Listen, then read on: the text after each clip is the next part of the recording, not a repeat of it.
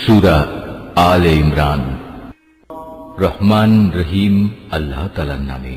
অতঃপর ফেরেশতারা বলল, হে মরিয়ম, অবশ্যই আল্লাহ তাআলা তোমাকে একটি পুত্র সন্তানের জন্ম সংক্রান্ত নিজস্ব এক বাণীর সুসংবাদ দিচ্ছেন। তার নাম হবে মসীহ। সে পরিচিত হবে মরিয়মের পুত্র ঈসা হিসাবে। দুনিয়া আখিরাতের উভয় স্থানেই সে সম্মানিত হবে। সে হবে আল্লাহর সান্নিধ্যপ্রাপ্ত ব্যক্তিদের অন্যতম।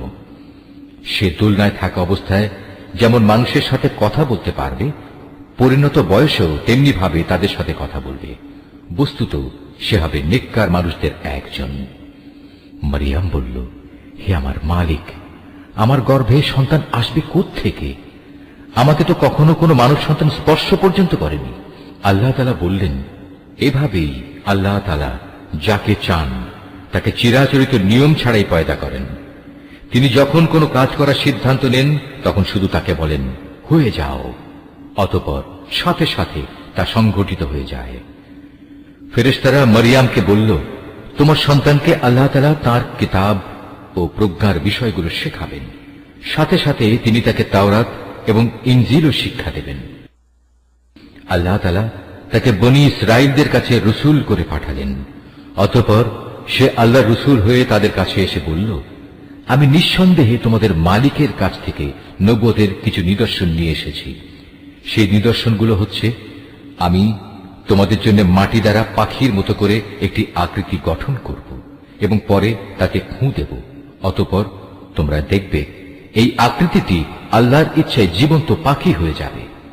আর জন্মান্ধ এবং কুষ্ঠ রোগীকেও সুস্থ করে দেব।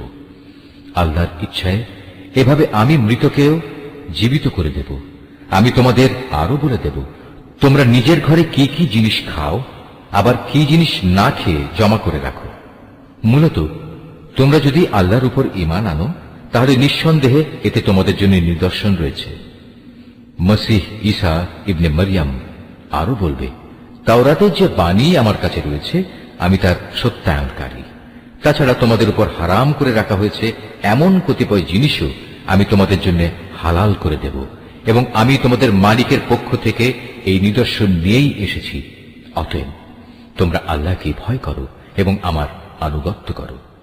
নিশ্চয়ই আল্লাহ তাআলা আমার মালিক, তোমাদেরও মালিক। অতএব তোমরা তাঁরই ইবাদত করো, আর এটাই হচ্ছে একমাত্র সঠিক ও সোজা পথ।